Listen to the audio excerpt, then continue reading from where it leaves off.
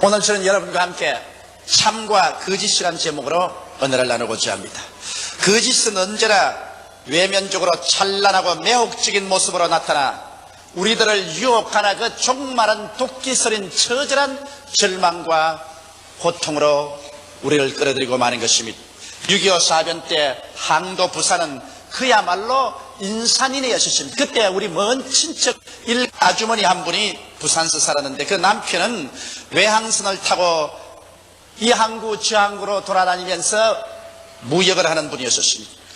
그래서 한 달에 한 번씩 그 부인이 월급을 회사 본부에 와서 타가곤 했었습니다. 근데 하루는 월급을 타서 자기 집으로 오다가 철길가에서 사람들이 모여서 웅성웅성하고 있었습니다. 가보니까 사람들이 모여가지고서 아주 비밀리에 무엇을 파고 살고 하는 것입니다. 그 뭐 하는 거 보니까 일본제 자본침이라고 하면서 이것은 극히 희귀하다고 합니다. 우리 한국에서는 그 당시에 이 미싱 바늘을 못 만들었습니다. 그러나 일본제 미싱 바늘이기 때문에 이거는 사서 팔기만 하면 굉장한 돈을 벌 수 있는데 경찰이 뒤를 따르고 있기 때문에 공개적으로 팔지 못하고 숨어서 판다고 서로 이렇게 수군거리고 있습니다. 바로 네다바이꾼입니다. 거기에 그만 현혹이 돼가지고서 한 달 동안 뼈 빠지게 파도를 헤치면서 일해서 벌은 남편의 돈을 다 주고 그 아무짝에도 쓸데없는 홍어미용 미싱 바늘을 잔뜩 사가지고서 이기양양하여 거부가 되었다고 생각하고 우리 집에 왔어요. 와서 뭐 희색이 만면해서 이젠 부자가 되었다고 내놓는데 보니까 이것은 그냥 줘도 쓸 수 없는 홍어미용 미싱 바늘이었습니다. 나중에 그것을 알자 쓰디쓴 눈물을 흘리며 땅을 치고 통곡을 하고 당장 물리겠다고 뛰어가 보니 철뚝과 있던 사람은 온데간데시 흔적이 사라지고 마른 것입니다. 그는 내다봐야 당한 것입니다.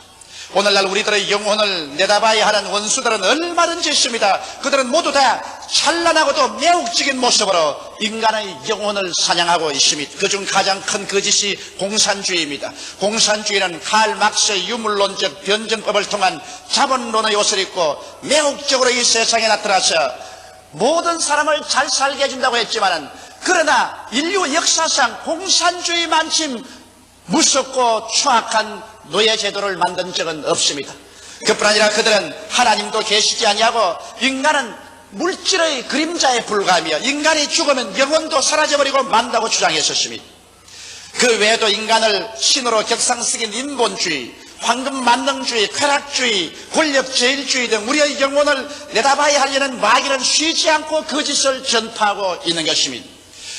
우리는 이 무수한 거짓의 세계 속에서 오직 진리를 밝히 알므로 우리의 인생을 내다봐야 당하지 않고 살아갈 수가 있는 것입니다. 그러면 우리의 생활 가운데 매일매일 같이 우리를 속이려고 하는 어떠한 원수들이 있나요? 어떠한 것이 참이고 어떠한 것이 거짓일까요? 첫째로 오늘날 많은 사람들이 거짓된 죄악관을 가지고 이것을 선포하고 있습니다. 그들은 말하기를 죄란 인간의 생각이 만들어낸 것으로 실하지 않는다고 말합니다.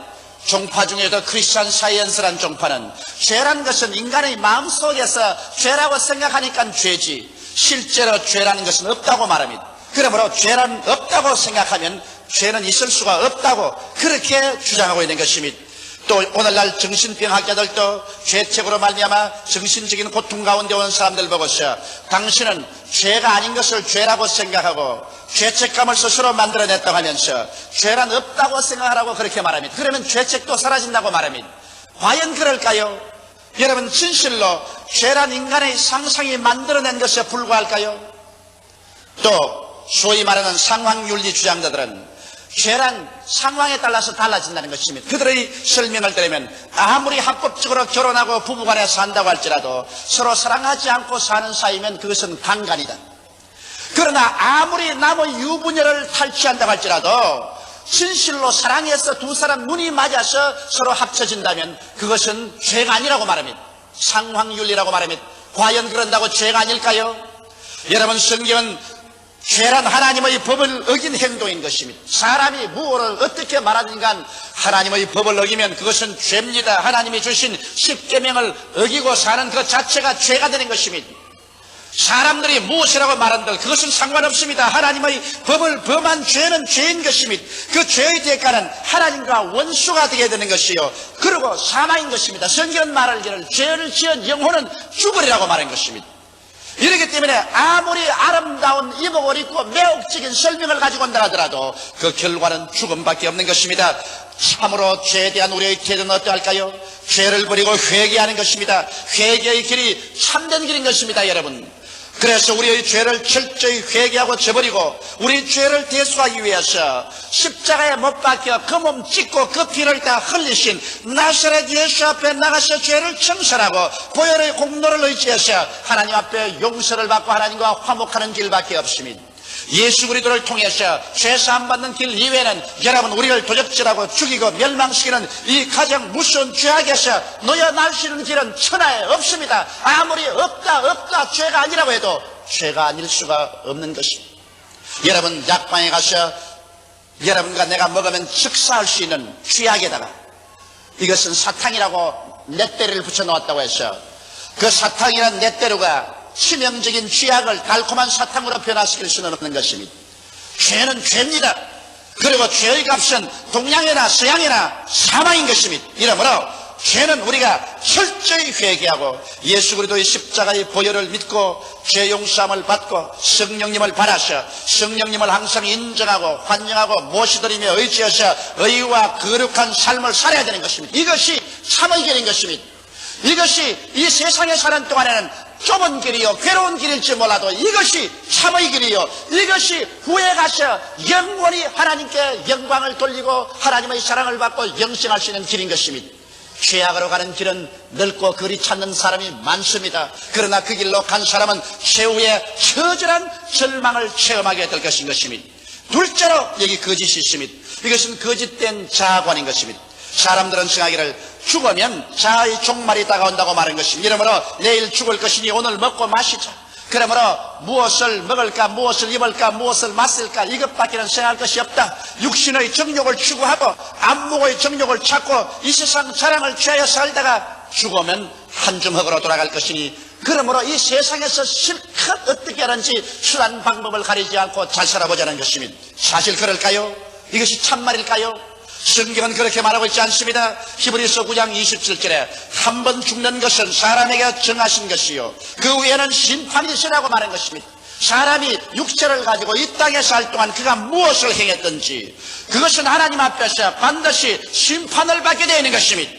사람은 하나님의 형상과 모양대로 지음받았기 때문에 육체가 죽어서 한 주먹으로 돌아가면 사라지는 것이 아닙니다. 사람은 죽지 않은 영원한 영혼이 육체를 입고 사는 것입니다. 이렇기 때문에 바울은 말하기를 땅에 있는 육신의 장막집이 무너지면 손으로 짓지 않은 영원한 집이 우리에게 있는 줄 안다고 말하셨습니다. 이러므로 여러분과 내가 살고 있는 이 장막집은 잠시 세상 동안 7, 80년 우리가 우고하는 천막입니다. 이것은 찢어지고 썩어질 수 있습니다. 그러나 그 속에 있는 우리의 영혼은 영원히 존재합니다. 그 영혼이 오늘날 예수 그리스도 안에서 보혈로 씻음받고 구원을 받아 하나님의 백성이 되어 영생을 얻었느냐, 그렇지 않으면 하나님께 버림받은 존재로 사냐는 것은 여러분 나중 7, 80년 후 죽음에서 우리는 결판이 지어집니다. 영원한 영광이냐, 영원한 수치냐, 천국이냐, 지옥이냐, 영광이냐, 절망이냐는 여러분 이 세상에서 우리가 그리스도 앞에서 결정해야 될 일인 것입니다. 또다시 인본주의는 거짓말입니다. 인간은 인간의 이성과 자유를 사용해서 무한한 낙원을 건설할 수 있다. 하나님 같은 거 필요 없다. 이제는 인간이 하나님이라고 말하고 있는 것입니다. 과연 인간은 이성과 자유를 통하여 거대한 문화와 문명을 개발시켜 놓았지만은 그러나 이것이 이 세상에 지상 낙원을 만들었나요? 인간은 그 마음속에 미움과 공포가 있고 불신과 죄책이 있습니다. 인간의 마음속에 미움이 있는 이상, 인간의 마음속에 공포가 있는 이상, 상호간 불신이 있고 죄책이 있는 이상 인간은 내적으로 병든 존재요 포로된 존재인 것입니다. 이런 것이 해결되지 않은 이상 인간이 만드는 이성으로서 짓는 방대한 문화나 문명이라는 것은 자멸의 묘혈을 파는 것밖에 없는 것입니다. 오늘 보십시오. 20세기의 찬란한 인간의 과학 문명은 인간이 일시에 잿더미 속에 자멸할 수밖에 없는 무기를 생산해놓고 상호간서로 응얼거리고 있습니다. 아무리 군비 축소 회담을 한다고 하더라도 그들의 마음속에 미움이 있고 공포가 있고 불신이 있고 죄책이 있는데 그 군비 축소 회담이 이루어질 때가 있습니까? 이제는 사람들은 지구를 떠나서 저 공중의 별들의 전쟁까지를 계획하고 있는 것입니다. 언젠가 인간은 자기들이 만든 이 인간 자랑 인본주의의 토대 위에서 파멸을 겪어야 말 것입니다. 또 다른 잘못된 것은 인간은 진화의 산물이라는 것입니다. 고로 인간은 고등동물에 불과하며 역시 동물이라는 것입니다. 제가 예수 믿기 전 고등학교 다닐 때 참으로 존경하는 어른이 계셨습니다. 그 어른의 말씀은 정말 내가 신중히 듣고 아주 마음속으로 존경했는데 하루 저에게 치명적인 타격이 왔습니다. 그것은 그분이 자기의 아내를 두고 새파란 젊은 여인을 첩으로 삼았었습니다. 그래서 한 번은 제가 그 어른을 찾아갔습니다. 선생님은 본 부인이 있는데 딸 같은 여자를 취해서 첩으로 삼아서 같은 집에 사는데 이럴 수가 있습니까? 차라리 첩으로 삼았었으면 당신이 집이라도 따로 살아야 될 것인데 한 집에 같이 살다니 이것은 동물적이 아닙니까? 내가 그러니까 나를 보고 싱긋웃으면서 이 사람아, 인간은 아메바에서 출발해서 고등동물로 한 것처럼 인간은 동물이야. 그러므로 본능을 따라 사는 거야. 세상에 무슨 윤리 도덕하지만은 인간은 근본적으로 동물이야. 그래서 나는 일어나면서 내 속으로 말했습니다. 동물이면 동물하고 내가 교제할 필요가 있겠는가? 동물 보고서 내가 선생이라고 할 필요는 없다. 그래서 나는 예수를 믿지 않은 그때 소년 시절이었지만은 나는 그 사람을 던지고 난 다음 다시는 그 사람을 찾아가지 않았었습니다. 왜? 동물을 찾아가서 뭘 합니까? 여러분, 과연 우리가 고등동물에 불과해서 무엇이든지 엄란하고 방탕하고 엄행하며 자기 멋대로 해도 괜찮단 말인 것입니까? 아닙니다. 여러분과 나는 동물이 아닙니다. 여러분과 나는 하나님의 형상과 모양대로 지음받았습니다. 하나님의 성령으로 말미암아 지음받은 영원한 존재인 것입니다. 그러므로 동물적으로 사는 사람은 그 결과로 그 영혼이 버림받아 불과 영으로 타는 못에 떨어지고 말 것인 것입니다. 그 짓을 우리가 믿어서는 안 될 것입니다. 어떤 사람들은 자수련으로 스스로 구원받을 수 있다고 말합니다. 뭘 예수 그리스도 같은 건 믿을 필요 없다. 우리 인간은 스스로 수양하여 도덕과 윤리를 닦아서 훌륭하게 되어 영생을 얻을 수 있다고 말하는 것입니다. 에레미야서 17장 9절에 보면 만물보다 거짓되고 심히 부패한 것은 마음이라 누가 능히 이를 알리오라고 말하고 있는 것입니다. 여러분, 아담과 하와가 하나님을 반역하고 타락했었을 때 그들의 마음은 만물보다 거짓되고 심히 부패해버리고 말았었습니다. 다시 인간의 신앙과 도덕으로 회복할 수 없게 부패해버리고 말한 것입니다. 썩을 대로 썩은 것을 인간이 신앙과 도덕으로 어떻게 복구한다는 말인 것입니다. 부패해버린 인간의 심령은 도저히 인간의 노력으로는 복구되지 않습니다. 오직 여러분과 나의 마음을 복구시켜서 하나님 백성으로 만들 수 있는 유일한 길은 예수 그리스도를 통한 영원한 생명을 얻는 길밖에 없는 것입니다. 나의 죄를 씻기는 예수의 피밖에 없네. 다시 성취하기도 예수의 피밖에 없네. 죄와 허물로 죽은 우리를 하나님께서 그리스도와 함께 살려주신 것입니다. 이러므로 그리스도를 통하지 않고 여러분과 내가 죄와 허물에서 고침을 받을 수는 없는 것입니다. 이러므로 수양과 도덕으로 내가 의로운 사람이 될 수 있다는 것은 하나의 망상에 불과한 것입니다. 셋째로 또 여기에 거짓이 있습니다. 질병은 하나님의 선물이라는 것입니다. 그러므로 병이 들면 이것은 하나님께서 주신 것입니다. 하나님의 선물이기 때문에 그러므로 이것은 달게 바라야 된다. 그러면서도 하나님 선물이 안 달는지 병원으로 뛰어가서 수술을 받고 약을 먹고 주사를 맞습니다. 만일 병이 하나님의 선물이면 여러분, 하나님의 선물을 버리고 병을 없애버리려고 해서는 안 될 것입니다. 성경 말씀대로 보면 병은 하나님의 선물이 아니라 아담의 죄에 대한 심판입니다. 아담이 하나님께 범죄하고 하나님을 반역했을 때 하나님께서 너는 흙이니 흙으로 돌아가라고 심판한 것입니다. 이 흙이 죽어서 흙으로 돌아가기 위해서는 여러분 병이 들어서 육체가 와야 되는 것입니다. 이렇기 때문에 오늘날 여러분과 내가 말하는 병이라는 것은 바로 죄의 대가로 말미암아오는 심판이지 하나님이 주신 축복이 아니라는 것을 알아야 됩니다. 바로 이것을 미끼로 삼아서 마귀는 유적질하고 죽이고 멸망시키는 이 질병의 일을 계속합니다. 오늘날 그렇기 때문에 병을 실제로 우리에게 가져와서 우리를 파괴하는 것은 마귀가 하고 있습니다. 사도행전 10장 38절에 보면 하나님께서 나사렛 예수에게 성령과 능력을 기름 붓듯 하였으며 제가 둘이 다니시며 착한 일을 행하시고 마귀에게 눌린 모든 자를 고쳐주셨다고 말씀하고 있는 것입니다. 이러므로 병은 하나님이 주신 것이 아니라 이것은 심판이요 마귀가 그렇게 하는 것입니다.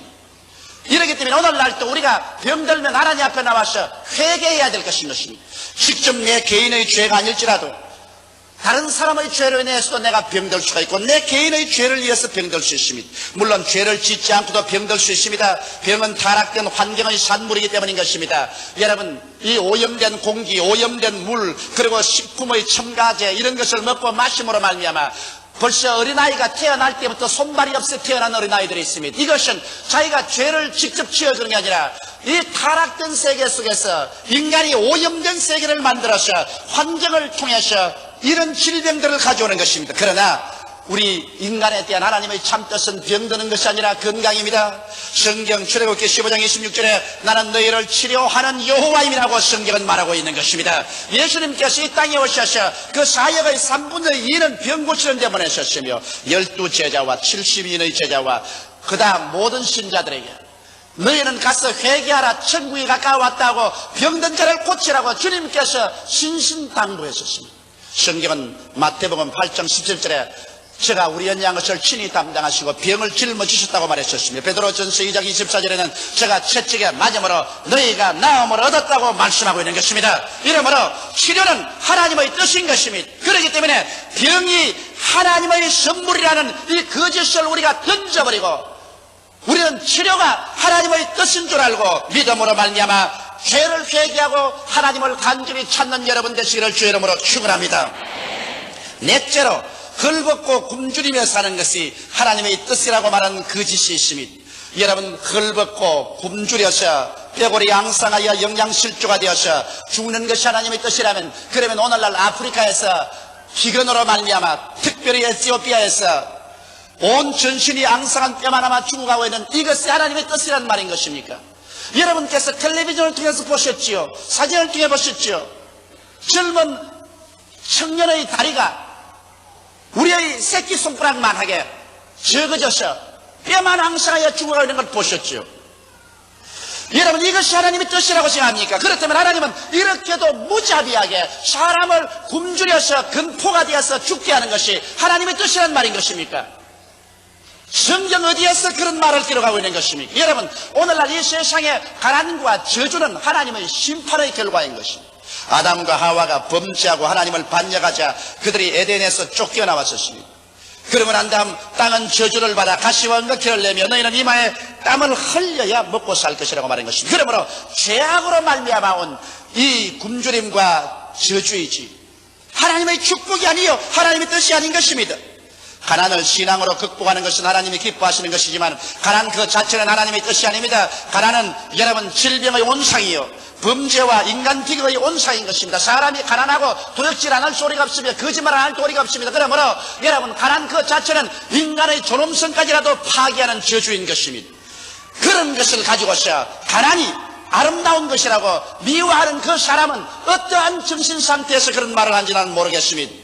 성경에는 하나님께서 말씀하기를 나는 아브라함의 하나님, 이삭의 하나님, 야곱의 하나님이라고 말했는데 아브라함과 이삭과 야곱은 많은 시련을 겪고 인격적인 교정은 당했지만 그들이 헐벗고 굶주려서 죽은 적은 없습니다. 아브라함은 성경에 말하기를 그는 금과 은과 짐승떼가 많았다고 말했었으며 이삭은 거부가 되었다고 말했었으며 야곱은 한때 두때의 양무리가 바다 모래같이 많은 거대한 짐승의 주인이었습니다. 여러분, 그러므로 아브라함의 하나님, 이삭의 하나님, 야곱의 하나님은 죽은 자의 하나님이 아니라 지금 살아있는 우리들의 하나님이라고 성경은 말하고 있는 것입니다. 나는 여호와니 변혁지 아니하신다고 말씀했는데 그 하나님께서 오늘 여러분과 나를 헐벗고 굶주려서 영양실조가 되어 근포가 되어서 죽는 것이 뜻이라고 말한다면 이 어찌 잘못된 것이 아니고 무엇이겠습니까? 여러분, 사람들은 말합니다. 예수님께서 말구에 태어나시고 예수님께서는 여우도 굴이 있고 산새도 들집이 있지만 난 머리 둘 곳이 없다고 다녔는데 예수 그리스도의 모범을 따라가야 된다고 말합니다. 여러분, 예수님은 하나님의 아들로서 여러분과 나를 위해서 대속하기 위해서 오셨습니다. 예수 그리스도의 모범을 따른다면 예수 그리스도와 함께 십자가에 올라가서 못 박혀야 되지 않겠습니까? 예수님이 십자가에 못 박인 것은 여러분과 내가 죄에서 용서받기 위한 것입니다. 예수께서 말구유에 태어나시고 가난하게 사신 것은 예수께서 여러분과 나를 가난과 저주에서 속량하기 위해서 그렇게 한 것입니다. 그것은 제가 하는 말이 아니라 성경이 그렇게 말하고 있습니다. 저 하늘이 무너지고 이 땅이 커져도 1.1획도 변체를 하는 말씀이 여러분 말하고 있습니다. 고린도후서 8장 9절에 예수 그리스도의 은혜를 너희가 알거니와 저가 부유하신 자로서 너희를 위하여 가난하게 되시면 저희 가난하심으로 인하여 너희로 부유케 하리 하심이라고 말씀하고 있는 것입니다. 갈라디아서 3장 13절에 그리스도께서 우리를 위하여 저주를 받으사 율법의 저주에서 우리를 속량하였으니 이는 기록된 바 나무에 달린 자마다 저주 아래 있는 자라 하였습니다. 이는 그리스도 예수 안에서 아브라함의 복이 이방인에게 미치게 하고 너희가 믿음으로 성령을 선물로 받게 하리심이라고 기록하고 있는 것입니다. 이러므로 예수 십자가 못 박이시면 여러분과 나의 저주를 속량하기 위해서 그렇게 한 것입니다. 그래서 성경 말하기를 모든 일에 항상 모든 것이 능력하여 모든 착한 일을 넘치게 하렴이라고 말하고 있는 것입니다. 성경은 주는 자가 받는 자보다 복이 있다고 했으니 우리가 가난하고 헐벗고 굶주려서 일가 친척이나 사회나 국가에 손 내밀고 얻어먹는 것이 축복받았다고 말하고 있지 않습니다. 제가 가난한 자에게 주었은즉 그 의가 영원히 있다고 말하셨으니 여러분께서 나누어 줌으로 말미암아 의를 얻게 되는 것입니다. 이러므로 헐벗고 굶주리고 사는 것이 하나님의 뜻이 아닌 것입니다. 하나님은 사랑하는 자여 내 영혼이 잘됨같이 내가 범사에 잘되며 강건하기를 내가 강구한다고 말씀한 것입니다. 물론 그리스도를 위하여 자원하여 청빈하면 무방합니다. 내가 스스로 그리스도를 위해서 있는 재산 다 바쳐버리고 하나님의 영광을 위해서 오지에 들어가서 가난한 생활을 자취해서 일하는 것은 영광스럽고 칭찬할 만한 일인 것입니다. 그러나 이유 없이 목적 없이 스스로 가난해져서 이것을 영광스럽게 생각하고 가정의 짐이 되고 이웃, 친척, 나라, 세계에 부담이 되는 일은 하나님의 뜻이 아닌 것입니다. 다섯째로 예수님의 재림과 부활은 없다고 말하는 이 거짓에 우리는 또한 속아 넘어가서는 안 됩니다. 사람들은 말하기를 최후의 심판이라든지 지옥은 있을 수 없다. 하나님은 사랑인데 사랑은 하나님이 어떻게 심판을 하고 지옥으로 사람을 보내겠냐고 말합니다. 그러나 그것은 인간의 생각이요 거짓말입니다. 성경은 이렇게 말하고 있습니다. 계시록 21장 8절에 그러나 두려워하는 자들과 믿지 않은 자들과 흉악한 자들과 살인자들과 행음자들과 술객들과 우상숭배자들과 모든 거짓말하는 자들은 불과 유황으로 타는 못에 탐냐리니 이것이 곧 둘째 사망이라고 말한 것입니다. 여러분, 사람이 육체로 죽는 것은 첫째 사망이고 영원히 불과 유황으로 타는 못에 던짐을 받은 것은 두 번째 사망인 것입니다. 성경은 분명하게 이 사람들이 두 번째 사망으로 심판을 받겠다고 말하고 있는 것입니다. 재림 같은 게 있을 수가 없다고 이렇게 말한 사람이 있어요. 베드로도 그렇게 말했습니다. 베드로 후서 3장 3절에 먼저 이것을 알지니 말세에 기롱하는 자들이 와서 자기의 정욕을 쫓아 행하며 기롱하여 가로되 주의 강림하신다는 약속이 어디 있느뇨? 조상들이 잔후부터 만물이 처음 창조할 때 같이 그냥 있다 한다. 이렇게 기록한다고 베드로는 말했었습니다. 그러나 여러분 데살로니가전서 4장 16절에 뭐라고 말했습니까? 주께서 호령과 천사장의 소리와 하나님의 나팔로 친히 하늘로 쫓아 강림하시려니 그리스도 안에서 죽은 자들이 먼저 일어날 것이라고 말하고 있는 것입니다. 여러분과 나는 역사의 종말에 처해서 살고 있습니다. 시 얼마 있지 아니하여 여러분께서 하늘이 진동하고 그리스도 영광이 나타나고 주께서 호령과 천사장의 고함과 하나님의 나팔 소리를 듣게 됐을 것입니다. 이 날은 우리에게 다가오고 있습니다. 이 날은 우리 앞에 곧 목전에 도달해 있는 것입니다. 이것을 두고서 사람들은 이런 일이 일어나지 않는다고 말하고 있습니다. 그 거짓에 속아 넘어가서는 안 될 것입니다. 부활 같은 건 있을 수가 있느냐? 사람이 죽으면 화학적으로 다 분해되어 버리고 말고 아무도 남는 것이 없을 것인데 부활이 뭐냐고 말합니다. 그러나 성경은 뭐라고 말합니까? 고린도전서 15장 51절 54절에 보라 내가 너희에게 비밀을 말하노니 우리가 다 잠잘 것이 아니요 마지막 나팔에 순식간에 호련히 다 변하리니 나팔 소리가 나며 죽은 자들이 썩지 아니할 것으로 다시 살고 우리는 변하리라. 이 썩을 것이 불갑을 썩지 아니할 것을 입겠고 이 죽을 것이 죽지 아니함을 입으리로다. 이 썩을 것이 썩지 아니함을 입고 이 죽을 것이 죽지 아니함을 입을 때에는 사망이 이김의 삼킨 바 되리라고 기록된 말씀이 응하리라고 말씀하신 것입니다. 사망아 너희 손은 것이 어디냐? 사망아 너희 이기는 것이 어디냐고 외쳤던 것입니다. 그러므로 사랑하는 성도 여러분, 오늘날 우리는 예수의 재림과 부활, 심판 가신 것은 없다고 말하는 이 거짓에 현혹되어서는 안 될 것입니다. 요나는 무릇 거짓되고 헛된 것을 숭상하는 자는 자기에게 베푸시는 은혜를 버려 싸우나라고 외쳤으니 예수 그리스도 안에서 하나님께서 위대한 진리로 우리에게 축복해 주신 축복을 거짓을 믿음으로 말미암아 빼앗기는 어리석은 사람이 되지 않게 되기를 주 이름으로 축원합니다.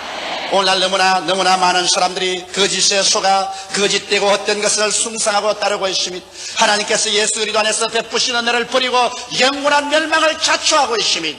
우리들은 하루속히 회개하고 돌아서야만 합니다. 우리는 전지간에 영원 무궁하신 참되신 하나님과 하나님 말씀에 굳세게 서므로 거짓에 속아 인생과 영원을 내바다에 당하는 비극을 면할 수가 있는 것입니다. 다 같이 고개시켜 기도드리겠습니다. 살아계시고 거룩하신 아버지, 이 세상의 짧은 인생과 저 세상의 영원한 인생을 다 내다봐야 당하고 이 세상에서 산 것이나 저 세상의 영혼이나 가장 처절한 절망에 떨어지게 하는 거짓에 속아 넘어가지 말게 하여 주시옵소서. 하나님께서 우리 진리 대신 예수 그리스도 안에서 베푸신 은혜를 버리고 영원한 멸망을 자초하는 수많은 사람들을 긍휼히 보아 주시옵소서. 하나님 우리 아버지여, 이 세상에 진리는 하나밖에 없습니다. 예수께서 내가 곧 길이요 진리요 생명이니 나로 말미암지 않고는 아버지께로 올 자가 없다고 말씀하셨습니다. 아버지여, 예수 앞에 나와서 그 십자가를 통하여 죄사함을 얻게 도와주시옵소서. 성령을 받게 도와주시옵소서. 병고침을 얻게 도와주시옵소서. 저주에 해방되게 도와주시옵소서. 영원한 부활의 생명을 쟁취하게 도와주시옵소서. 영혼이 잘됨같이 범사에 잘되며 강건하게 되게 도와주시옵소서. 남에게 구워줄지라도 굳지 않게 되게 도와주시옵소서. 손을 내밀어 절망에 처한 사람들에게 도움을 베푸는 우리들이 되게 도와주시옵소서. 거짓에 속아 절망의 나라로 떨어지지 말게 하여 주시옵소서. 오 보혜사 성령이여, 바람같이 불같이 생수같이 운행하여 주셔서 오늘 혹시 거짓에 속아 절망에 사는 사람들이나 타락한 사람들의 눈을 밝혀주시고 마음의 깨달음을 허락하여 주셔서 예수께로 돌아오게 하여 주옵소서. 주 예수님 이름 받들어 기도하옵나이다. 아멘.